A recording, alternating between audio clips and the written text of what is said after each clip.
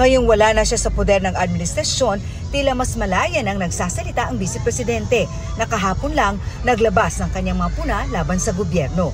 Para sa Vice, bato-bato sa langit, tamaan, huwag magalit. Kung sino yung nakikita ninyo nagre-react publicly and privately sa mga sinasabi ko, yan yung mga tao na natatamaan sa mga sinabi ko sa statements ko kahapon.